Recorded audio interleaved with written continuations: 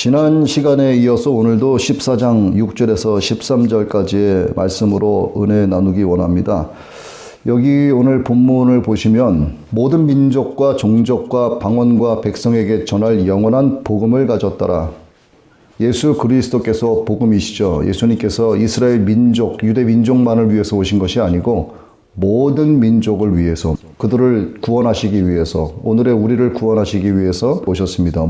그런데 이 땅에 보면은 사단이 권세를 잡고 있죠. 사단의 권자가 이 땅에 있는데 바다에서 올라온 짐승을 옆에서 보좌하는 땅에서 올라오는 짐승, 그들이 머물고 있는 곧 이 세상 전체를 큰 성 바벨론이라고 이야기하는 겁니다. 그래서 천사가 나타나서 이야기를 하는 거죠. 큰 성 바벨론이 무너졌도다. 이 세상 모든 것이 이제 끝나는 겁니다. 문을 닫게 되는 거죠. 그리고 그 짐승의 이름표를 갖게 되면 유황불못에서 세세토록 고난을 받게 된다. 이런 말씀이 기록이 되어 있습니다. 이때 우리의 믿음을 주님 앞에 증명해야 되는데 성도들의 인내가 바로 여기에 있다라고 말씀을 하고 있어요.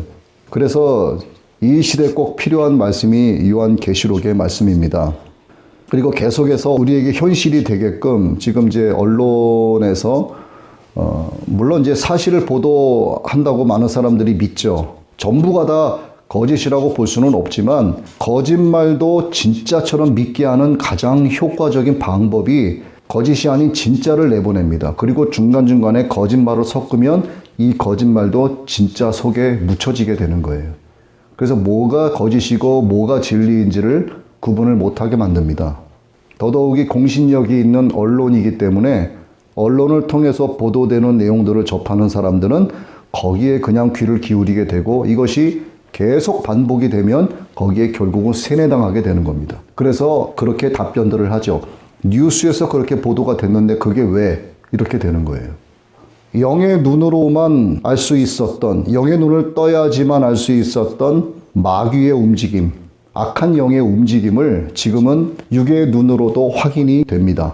오늘 전해드리는 이 말씀이 좀 내용이 길긴 하지만 정말 주의 깊게 잘 들으셔야 되고 잘 깨달으셔야 돼요. 그리고 오늘 말씀에 기록된 대로 인내로서 믿음을 지키는 오늘 우리가 되어야 합니다. 자, 오늘 본문에는 시온산에서 찬미하는 14만 4천의 환상 이후에 세 천사의 환상이 이어지고 있습니다. 첫 번째 천사는 참 하나님을 경배하라 하고 6절 7절에서 외치고 있고, 두 번째 천사는 바벨론의 멸망을 예언하고 있습니다. 세 번째 천사는 믿음을 버리고 짐승을 경배한 자들의 심판과 멸망이 이렇게 될 것이다 라고 예언하고 있습니다. 이 세 천사에 대한 환상을 조금 구체적으로 우리가 살펴보면 첫 번째 천사의 하나님을 경배하라 하는 이 외침은 여러 나라와 족속과 방언과 백성에게 하나님을 경배하라고 전하는 복음이죠. 이 복음은 일반적인 복음설이 있고 종말론적 심판과 성도의 구원설로 나뉘어지기도 합니다. 이 두 견해 중에서 후자가 오늘 이 7절의 말씀과 무리 없이 연결된다고 볼 수가 있어요. 종말론적 심판과 인내로서 자기의 믿음을 주님 앞에 증명한 성도들의 구원에 관한 내용이다 하는 겁니다. 복음을 전하는 천사가 땅에 거는 모든 사람들에게 선언하는 것은 하나님을 두려워하고 그분께 영광을 돌리라 하는 거예요.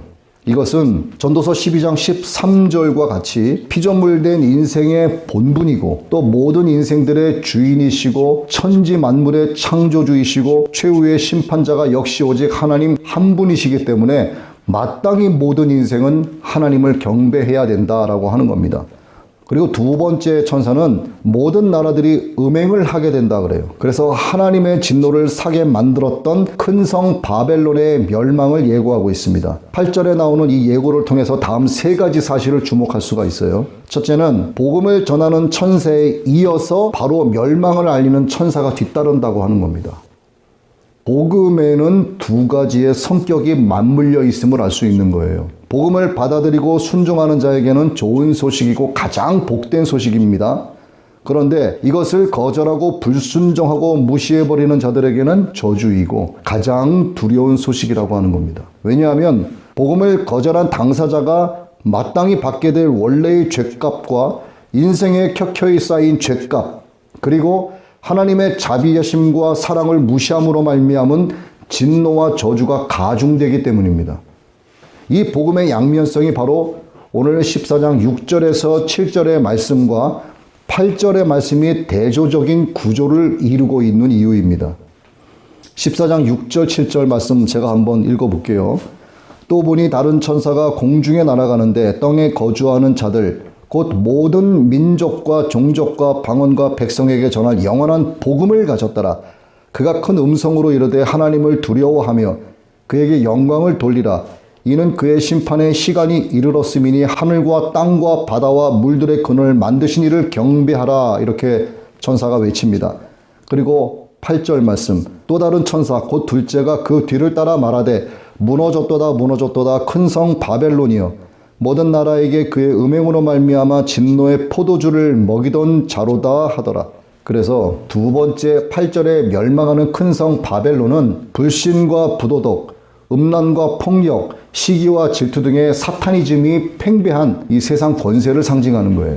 저와 여러분이 살고 있는 미워하는 것, 또 거짓말, 육적인 간음, 영적인 간음, 분열과 다툼, 시기와 질투 이런 것들이 난무한 이 세상이 바로 큰 성 바벨론이라는 겁니다. 이 큰 성 바벨론에서 임금 노릇하고 있는 게 사탄이죠. 이제 사탄은 자신의 모습을 바다에서 올라오는 짐승을 통해 드러냅니다. 그리고 바다의 그 짐승은 땅의 짐승을 통해서 자신의 뜻을 이루어 가게 되는 거죠. 그래서 비로소 육의 눈으로도 확인이 되는 큰 성 바벨론이 이 땅에 온전히 세워지게 되는 겁니다. 그러나 잠깐뿐이죠. 이 큰 성 바벨론에서 잘 적응하면서 살면 짐승의 편에 선 바벨론의 시민이 되는 것이고, 이 큰 성 바벨론이 감당하지 못하는 사람으로 살면 믿음으로 말미암아 하나님의 은혜로 사는 천국 시민이 되는 거예요. 이 큰 성 바벨론에 대해서는 다니엘 4장 30절이 그 배경을 이루고 있습니다. 다니엘서 제가 4장 28절에서 31절까지의 말씀을 읽을 테니까 잘 들어보세요. 이 모든 일이 느부갓네살 왕에게 임하니라. 12달의 끝에 그가 바벨론 왕국의 궁궐에서 거닐더라.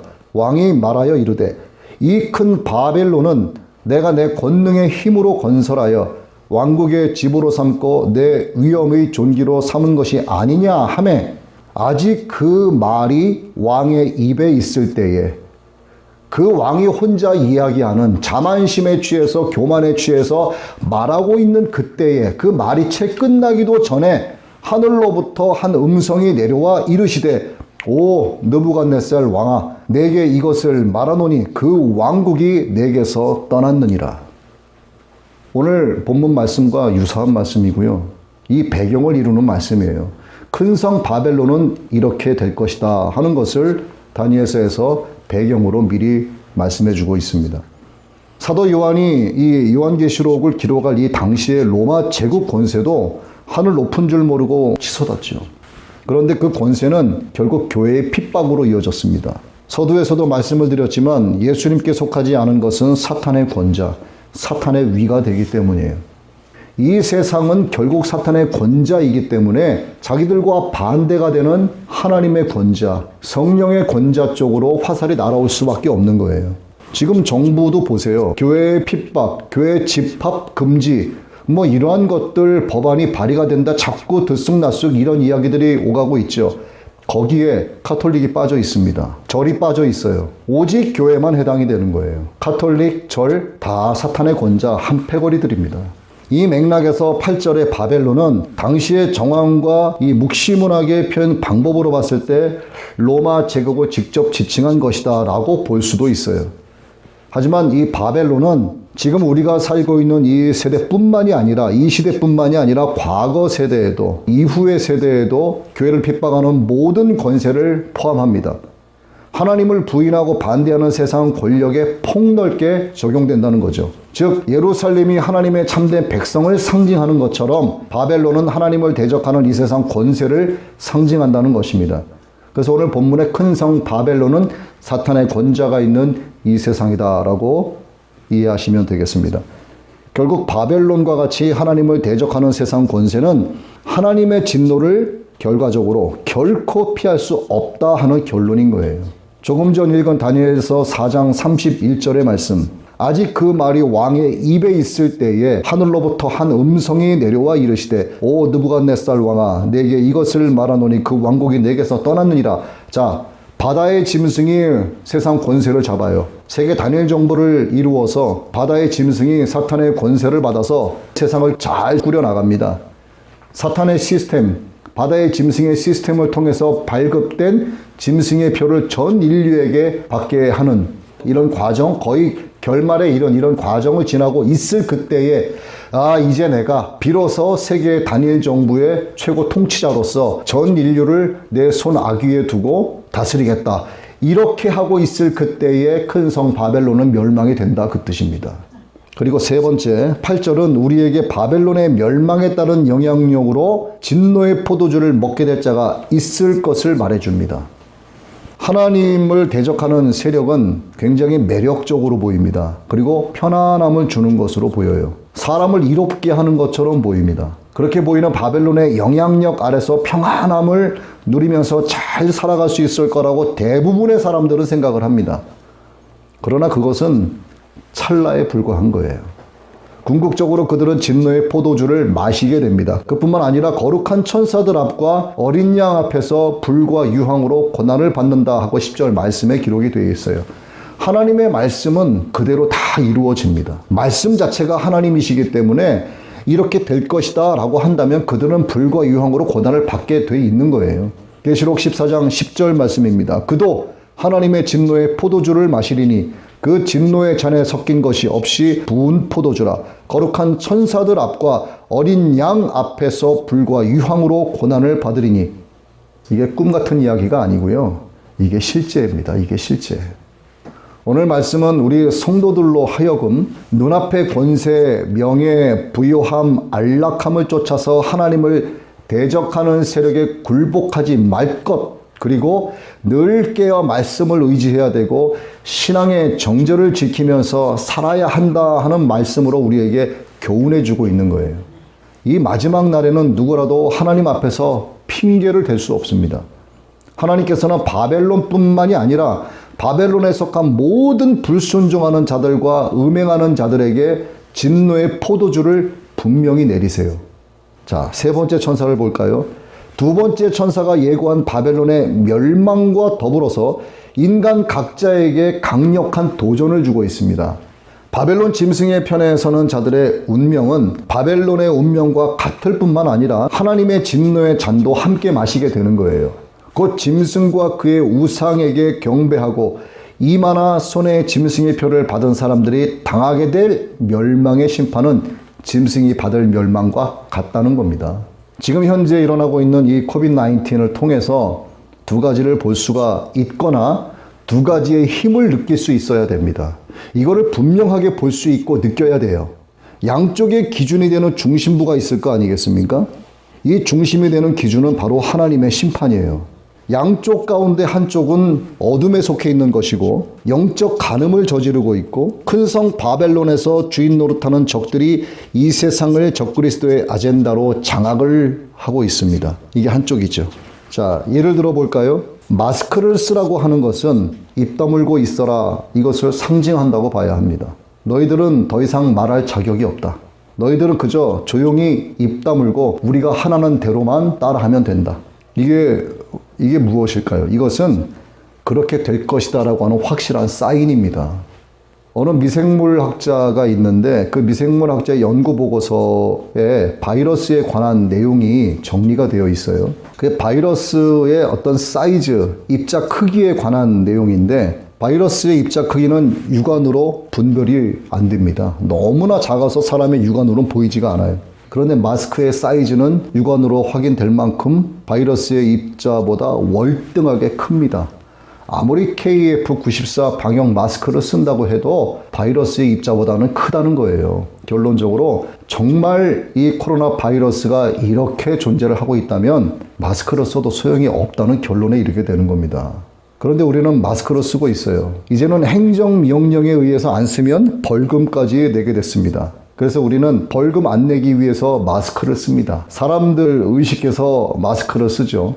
이게 무엇을 의미하느냐? 여러분도 한번 생각을 해보시기 바랍니다. 이것은 우리 입장에서 마스크를 그냥 쓰고 안 쓰고가 아니라 사회적 통제를 받고 있는 거예요.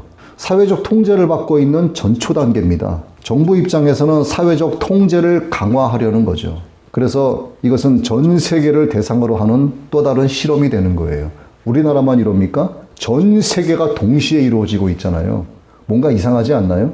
이 세상은 지금 사탄의 실험실입니다. 큰 성 바벨론의 완성을 위해서 나아가고 있는 거예요. 큰 성 바벨론이 사탄에 의해서 직접적인 통제를 받고 있는 중이라 이 말입니다. 지금은 마스크 한 장이죠. 이제 얼마 안 가면 백신이 전 세계를 떠들썩하게 할 겁니다. 백신은 백신일 뿐이지 짐승의 표가 아니라고 생각하시는 분들이 대부분일 것인데 과연 그렇겠는가? 이 일을 주도 면밀하게 진행하는 자들은 사탄 숭배자들입니다. 사탄은 거짓의 아비죠. 공생의 전 40일을 금식하신 하나님의 아들 우리 예수님께서도 시험을 받으셨어요. 더러운 혀로 미혹했던 놈이 바로 사탄이죠. 하물며 사탄이 사람을 속이는 걸 어려워하겠습니까? 감히 하나님의 아들에게 접근해서 예수님을 3번이나 시험했던 그 마귀가 사람을 시험하는 것이 어렵겠냐고요. 더 쉽죠. 사람이 사탄의 지혜를 뛰어넘을까요? 사탄이 사람의 지혜를 뛰어넘을까요? 사탄이 뛰어넘죠. 사탄은 하나님의 자리에까지 오르려고 하다가 내쫓긴 놈입니다. 쫓겨나서 에덴으로 들어가서 하와를 유혹하고 하와로 하여금 아담을 미혹하게 했어요. 결국 그 둘은 아담과 하와는 반드시 죽는 몸으로 바뀌고 말았습니다. 에덴에서 쫓겨나서 생명이 아닌 육신으로 살게 되었어요. 여자는 해산의 고통을 갖게 되었고 해산의 고통에는 한 달에 한 번씩 거의 일평생 하는 생리현상도 포함이 되는 겁니다. 이것도 해산의 고통에 포함이 되는 거예요. 이게 얼마나 힘든 일입니까? 남자는요. 한자를 볼까요? 밭전자에 힘력자가 붙어야 남자의 남이 되는 거예요. 일평생 일을 해야 된다는 겁니다. 이 악한 계략을 누가 한 것이냐 이거죠. 바로 사탄입니다. 지금도 마찬가지예요. 사탄은 급해졌어요. 자기의 때가 다 되어간다는 것을 알고 단 한 사람이라도 더 하나님에게서 떠나게 만들려고 하는 게 사탄인 거예요. 그러면 어떻게 해야 되는가? 그럴 만한 거리들을 사탄은 만들어냅니다. 그것이 지금의 코로나 바이러스예요. 그래서 마스크를 쓰라고 합니다. 사탄의 계획대로 척척 진행이 되고 있습니다. 사탄의 말에 고개 숙여 순종해 가고 있는 거예요. 이 사실을 알지 못하는 사람들은 몇몇이 아니라 인류 대부분이에요. 이 사실을 사람들은 모르고 있어요. 알려고 들지도 않습니다. 이런 이야기를 하면 억지 해석한다고 이야기를 해요. 다시 말씀드리지만 전 세계 사람들은 지금 시험대 위에 놓인 생쥐로 살아가고 있습니다. 사탄이 세운 짐승의 편이 되기 위해서 잘 길들여지고 있는 중이에요. 일정 시간이 지나서 마스크와 손 세정제와 열 체크에 대한 1단계의 완전한 사육이 끝나고 나면 그 다음 단계로 돌입하게 됩니다. 그것이 바로 백신이에요. 결코 죽지 않는다고 에덴에서 하와를 꼬셨던 것처럼 결코 백신은 짐승의 표가 아니다 이렇게 말을 해요. 베리칩도 또 하이드로겔 센서도 짐승의 표가 아니다 이렇게 말합니다. 어쩌면 짐승의 표로 보이는 듯한 베리칩을 전면에 내세우고 백신은 괜찮으니 맞아라 할 수도 있는 거예요. 그래서 믿는 자들도 설마 백신이 짐승의 표겠어? 하고 줄 서서 맞게 됩니다. 그러나 맞고 보니 짐승의 표다. 자, 만일 제가 지금 말씀드린 이것이 사실이라면 여러분 어떻게 하시겠습니까? 돌이킬 수 없는 거예요, 그때는. 그래서 백신이라고 해서 무조건 덥석덥석 받는 게 아니라 생각을 해야 되는 겁니다. 주도 면밀하게 진행되고 있는 상황들을 관찰을 해야 되는 거예요. 어떤 눈으로? 육신의 눈이 아니라 계시록의 관점에서 영의 눈으로 그러한 것들을 주도 면밀하게 관찰을 하고 기도하면서 하나님의 지혜와 뜻을 구해야 되는 겁니다. 정부가 사회를 얼마만큼 통제할 수 있겠는가? 그리고 그 통제 도구는 과연 무엇이겠는가? 바로 법이에요, 법. 법은 지켜야 되죠.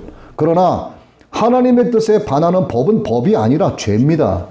죄는 지켜야 할 것이 아니라 거부해야 될 대상인 거예요. 더욱이 그것이 하나님의 뜻에 직접적으로 반역하는 영적 간음이 된다면 그 법은 악법입니다. 악법은 곧 죄이기 때문에 절대로 따라가서는 안 되는 거예요. 하나님의 말씀이 진리이심을 믿으신다면, 말씀이 곧 하나님이시요 예수 그리스도이심을 믿으신다면 진리를 수호하고 진리를 지키는 쪽으로 선택을 해야 됩니다. 즉 목숨 걸고 믿음을 지켜내야 한다는 거예요. 마스크를 쓰지 않으면 이제 벌금을 내야 합니다. 심한 경우에 어떻게 될까요? 감옥까지도 갈 수 있어요. 그래서 두려워서라도 어떻게 합니까? 마스크를 쓰죠. 자, 마스크를 쓴다라고 하는 이 사실, 이 자체만으로 옳다, 아니다 이런 말을 하고 싶은 게 아니에요. 바이러스 팬데믹으로 인해서 지금 사람들의 마음에 들어온 것이 무엇이냐? 뭐겠습니까? 바로 두려움이에요. 두려움이 들어왔습니다. 그래서 사람들은 믿음으로 반응하지 않고 두려움으로 반응하는 겁니다. 영어 단어로 보면 두려움 또 믿음 이 둘 다 F로 시작을 해요. 두려움, fear, 믿음, faith. 이런 상황에서 내가 어느 쪽에 또 어느 편에 서 있을지 미리 정하고 다짐을 하고 있어야 합니다. 늘 마음의 준비를 하고 있어야 되는 거예요. 하루아침에 일어납니다. 현재까지의 상황을 보면 믿음의 덕을 위해서 나는 기독교인이고 나는 하나님을 섬기기 때문에 난 마스크도 안 쓰고 나는 열 체크도 안 하고 손 세정제 쓰지도 않을 거야. 이것은 현재로서는 우리가 두려움으로 하는 것이 아니고요. 일단은 지키는 겁니다. 믿는 자로서 덕을 보이기 위해서 우리가 할 수 있어요. 그러나 그 기초가, 그 뿌리가 두려움이 돼서는 안 된다는 겁니다. 두려움으로 하지 않는다는 것이 모든 행함에 있어서 기본이 되어야 한다는 겁니다. 우린 지금 정부에서 말하는 또 전 세계적으로 이슈가 된 이 바이러스 팬데믹에 대한 자가방어 차원에서 안전상 규칙을 따르고 있죠. 현재까지는 이것이 주님을 향한 우리의 믿음에 손상을 주지 않습니다. 그래서 둘째, 마스크 다음 단계로 우리가 마스크를 쓰고 어디에 들어간다고 해도 반드시 우리는 QR코드나 또 방문 기록을 통해서 우리의 신원을 거기에 남깁니다.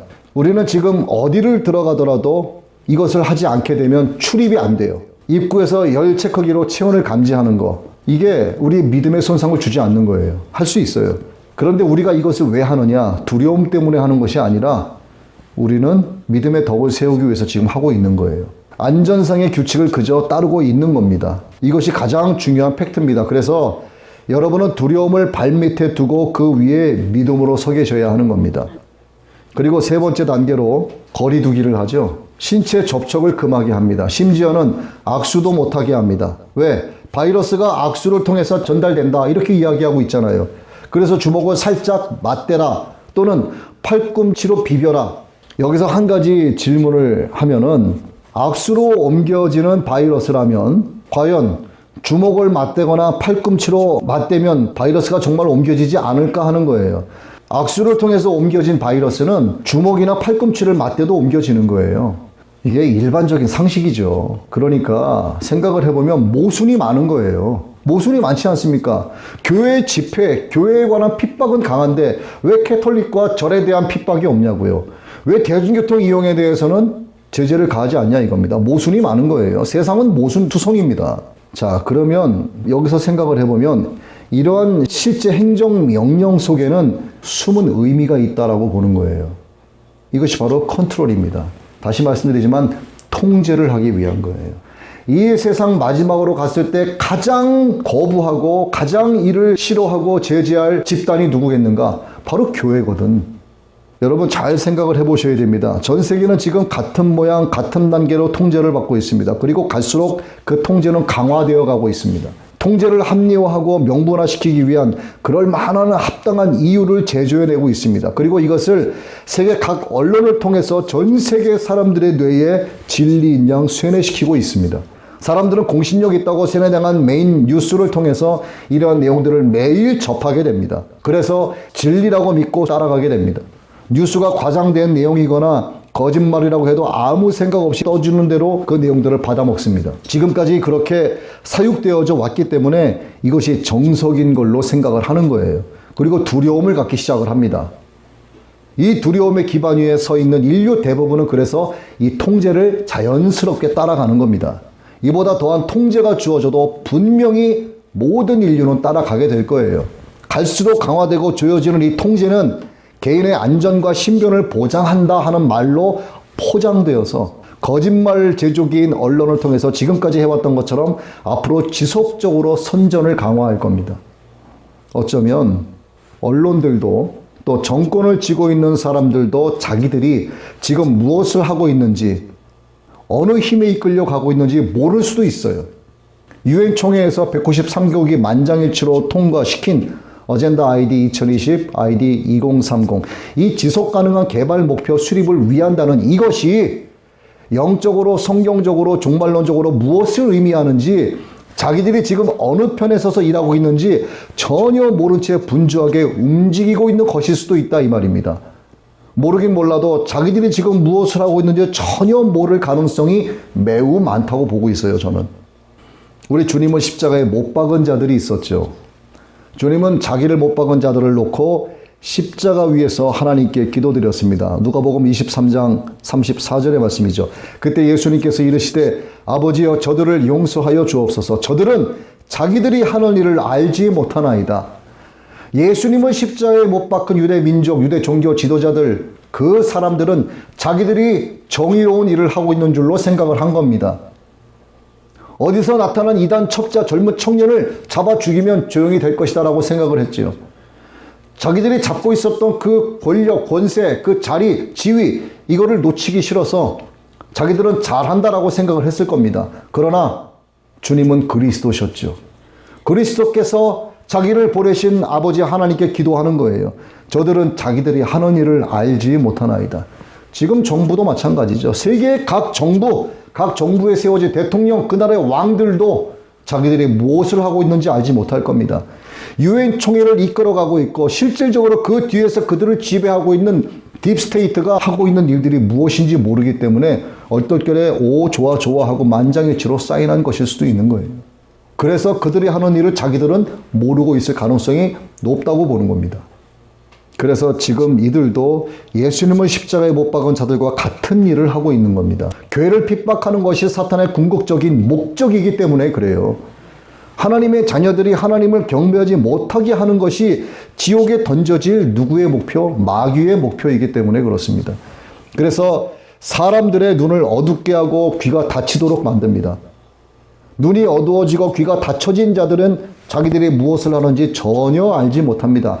여기에 세뇌당하면 세뇌당한 그 사람도 역시나 그들과 같은 편에 서게 되는 겁니다. 그런데 세뇌당하게 될 그가 누구일까요? 이 세상 거의 대부분의 사람들인 거예요. 그래서 민감하게 깨어 있어야 합니다. 자칫 잘못했다간 나도 모르는 사이에 안전과 신변 보장이다, 편의성이다 라고 하는 선전 문구에 넘어가서 또 설마 아니겠지 하는 스스로의 위로에 넘어가서 정말 아차하는 순간에 짐승의 표를 받게 되는 경우가 생길 수 있기 때문입니다. 사탄이 거짓의 아비라는 사실을 절대로 잊으시면 안 되는 거예요. 여러분, 적그리스도가 등장하게 될 때는요, 이미 전 세계를 통제할 수 있는 하나의 시스템이 완벽하게 구비되어 있다고 봐야 합니다. 적그리스도가 나타나서 시스템을 완벽하게 구현시키는 것이 아니라 시스템이 완벽하게 구비되어 있는 상태에서 비로소 적그리스도가 나타나게 된다는 거예요. 전 세계를 통제한다는 것은 전 세계의 사람들을 통제한다는 뜻이죠. 이것은 모든 사람들을 자기 마음대로 조종한다는 뜻입니다. 여러분, 사람의 뇌는 말이죠. 모든 동물들의 뇌는 주파수로 조정이 가능합니다. 이미 이 실험은 제가 구구절절 설명하지 않아도요, 이미 검증되고 또 검증된 것들이에요. 주파수는 일정한 신호 체계입니다. 이 신호를 감지하는 것은 눈에 잘 보이지도 않는 칩 하나로 가능한 거예요. 그 칩이 사람의 몸에 들어가기만 하면 그 사람을 마음대로 조종할 수 있게 되는 거죠. 그런데 사람은 자기 몸속에 뭔가 이물질이 들어오는 것을 본능적으로 거부합니다. 그러면 거부하지 않고 쉽게 받아들이게 할 수 있는 방법은 무엇인가? 사람들이 거부하지 않고 쉽게 이것을 받아들이게 할 수 있는 방법이 무엇인가를 생각을 하겠죠. 그 칩이 당신의 신분을 보장하고, 그 칩이 당신의 안전을 보장하고, 건강을 지켜주고, 당신의 재산을 지켜주고, 정부의 보호를 받고, 뭐 이런 여러 가지 달콤한 이런 기타 등등의 이야기들, 편안한 삶을 살아갈 수 있도록 해줄 것이야 라고 말한다면 여러분, 누가 이것을 거부하겠습니까? 그런데 너 이거 받지 않으면 대중교통도 이용하지 못해. 너 이거 받지 않으면 정부의 보호도 받을 수 없어. 이것이 새로운 신분증이야. 이게 바로 디지털 아이디야 라고 이야기한다면 누가 안 받겠습니까? 이게 없으면 원시 시대로 돌아가는 거예요. 나 때문에 가족이 정부로부터 핍박을 받을 수도 있어요.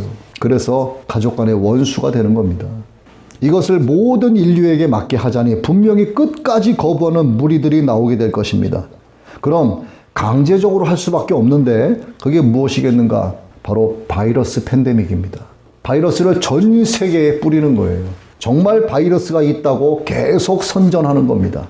그리고 이것을 법제화시켜서 백신을 맞게 합니다. 거부하면 테러 분자로 분류를 시킵니다. 당신 이거 안 맞으면 지금 이 순간부터 다시는 가족을 못 만나게 될 거야. 당신은 무기한적으로 분류가 될 거야. 당신으로 인해서 당신 가족들까지도 불이익을 받게 될 거야. 당신 아이들 학교에 못 가. 대중교통 이용 못해. 정부의 어떤 혜택도 받지 못하게 돼. 이렇게 협박을 받게 될 가능성이 99.999%라고 저는 보고 있는 거예요. 이런 협박에 못 이겨서 끝까지 거부하다가 결국은 가족을 지키기 위해서, 아이들을 지키기 위해서 칩을 받게 될 것입니다. 여기서 여러분 집중하셔야 돼요. 이제 나는 절대로 가족을 지켜줄 수 없습니다. 절대로 못 지켜요. 내 부모님, 내 자식들 내가 어떻게 지킵니까? 법으로 그렇게 진 누르는데 어떻게 내가 지키겠어요? 차라리 내 가족도 그 짐승의 편에 서는 것이 아니라 끝까지 인내로서 믿음을 지키게 해야 되는 겁니다. 이게 정말 지키는 거예요. 만약에 가족이 짐승의 표를 받았는데 나는 받지 않았어. 그 가족들도 짐승의 편에 서 있기 때문에 어느 누구도 자신의 가족을 지켜줄 수 없는 겁니다. 우리를 지켜주시고 보호해 주시는 분은 오직 예수 그리스도 한 분밖에 없어요. 오직 아버지 하나님 한 분밖에 없습니다. 이때 여러분은 여러분의 믿음을 주님 앞에 증명해낼 수 있어야 하는 거예요. 그래서 오늘 말씀이 우리에게 이야기합니다. 성도의 인내와 믿음이 여기에 있느니라. 여러분 오늘 이 말씀을 마음에 깊이 새기셔야 합니다. 세상 사람들은 지금 이 큰 성 바벨론을 쥐고 흔들게 될 적그리스도의 완성될 시스템 안에서 훈련받고 있는 중입니다. 거대한 세계적 시험대 위에서 모든 인류는 시험을 보이고 있는 거죠. 시범을 보이고 있는 거죠. 왜 이렇게 할까요? 세상 사람들이 뉴 월드 오더, 세계 단일 정부, 곧 적그리스도의 큰 성 바벨론의 시스템 안으로 들어갔을 때 어떻게 반응할지를 미리 시험적으로 보고 있는 거예요. 예배 나오지 마세요. 대면 예배 금지입니다.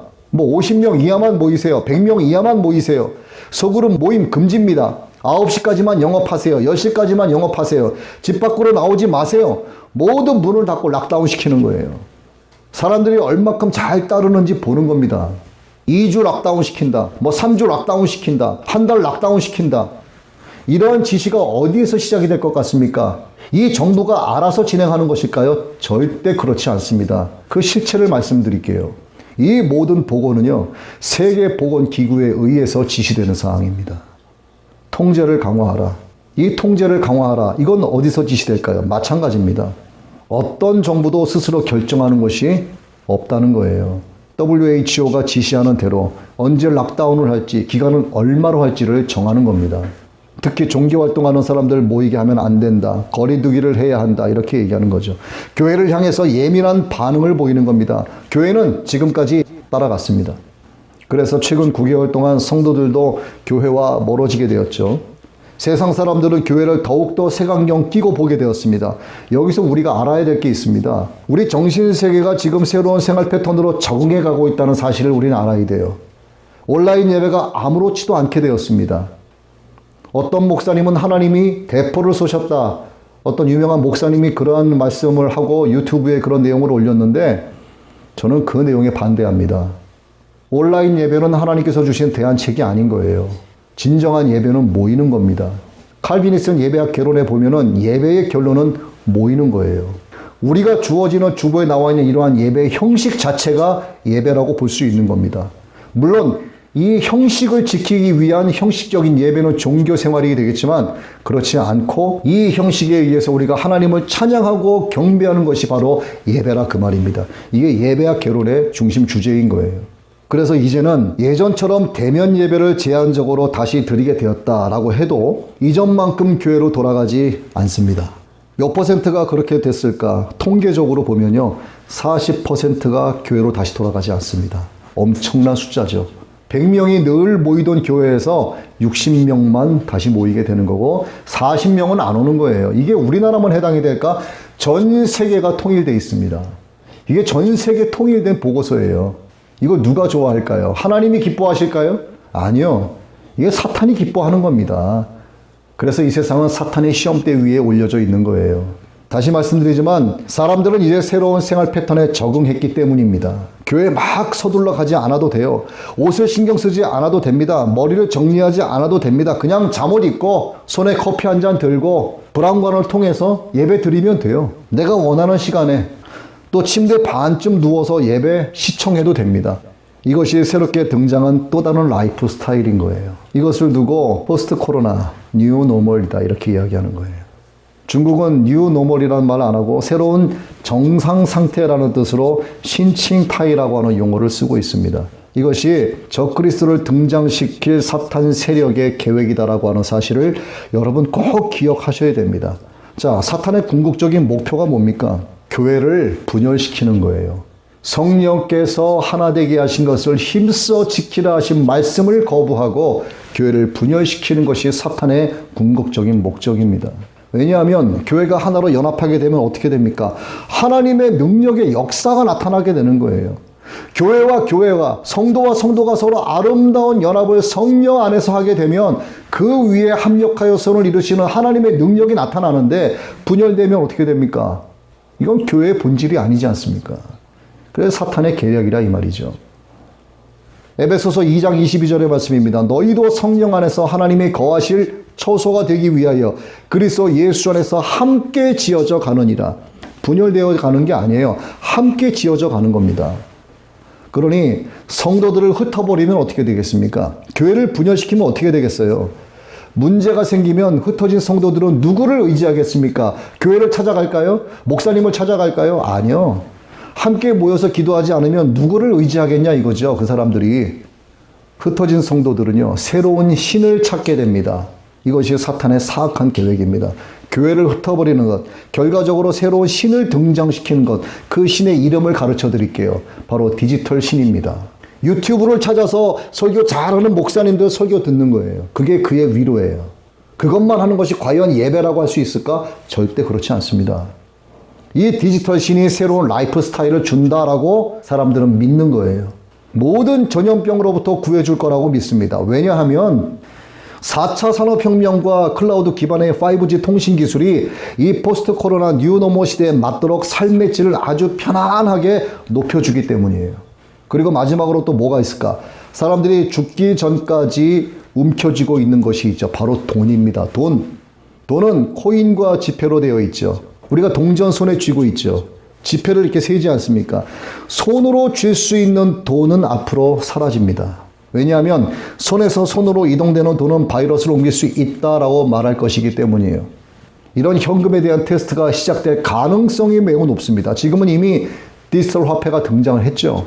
디지털 화폐는 짐승의 표로 향하는 또 다른 단계가 될 수 있습니다. 틀림없습니다. 이것은. 이렇게 조금씩 전진하게 됩니다. 지금은 아직은 시범 단계입니다.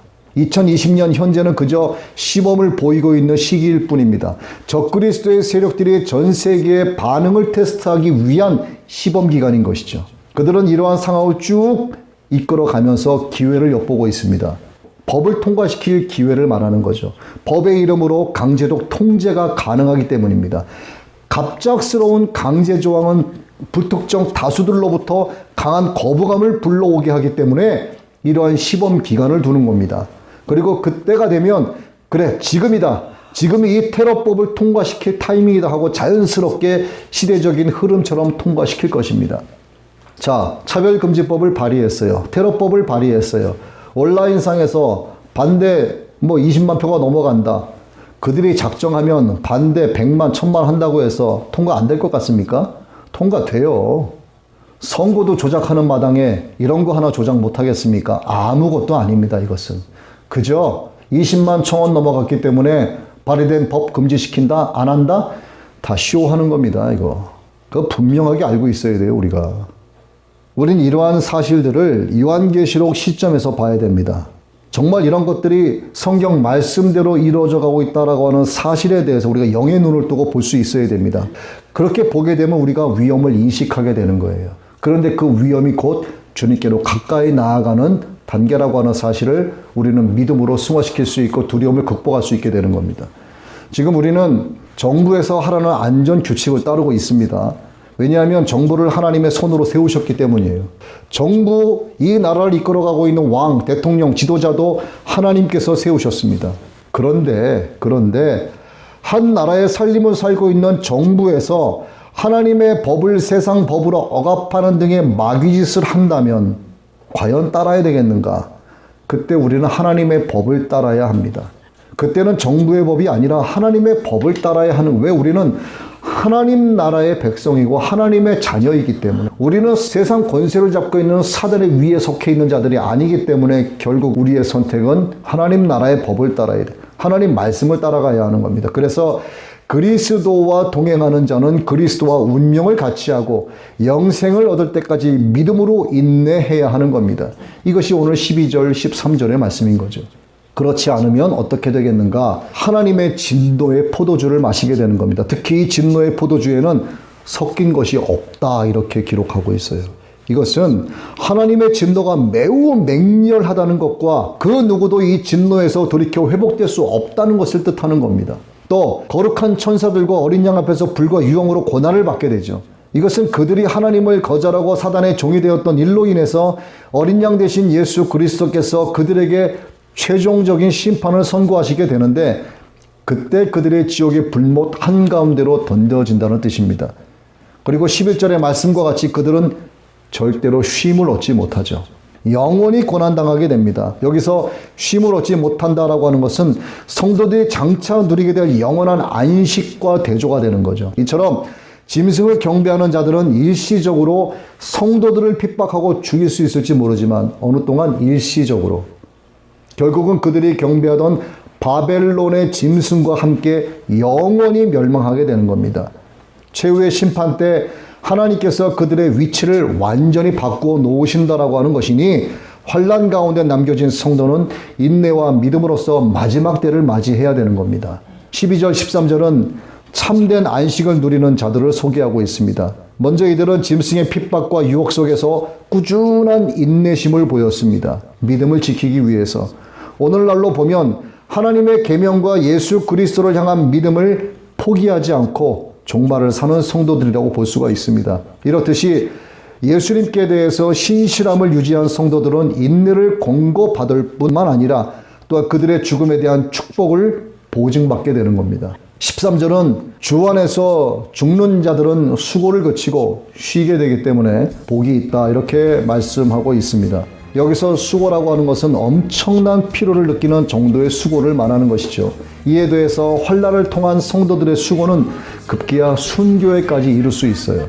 그러나 그들의 이런 죽음은 매우 복된 일입니다. 왜냐하면 그들은 이제 비로소 용과 짐승들의 공격으로부터 벗어나서 참된 안식을 누리게 되기 때문입니다. 그리고 그리스도의 이름을 위한 그들의 수고가 결코 헛되지 않는다는 것은 죽음 이후에도 예수 그리스도에 의해서 기억되기 때문입니다. 오늘 우리가 믿음으로 아버지 하나님께 나아가는 것은 결코 헛되지 않은 가장 가치 있는 일입니다. 이 사실이 이제 곧 눈앞에 펼쳐지게 됩니다. 펼쳐지는 순간 영원한 안식을 누리게 되는 거예요. 여러분, 우리 모두가 이 마지막 때 믿음을 지킴으로써 우리의 믿음을 주님 앞에 증명해내게 되시기를 예수 그리스도의 이름으로 축원합니다. 주를 믿고 따라가면 그의 뜻을 알리라. 새 예루살렘에서 성도들이 함께 올 때 기뻐 노래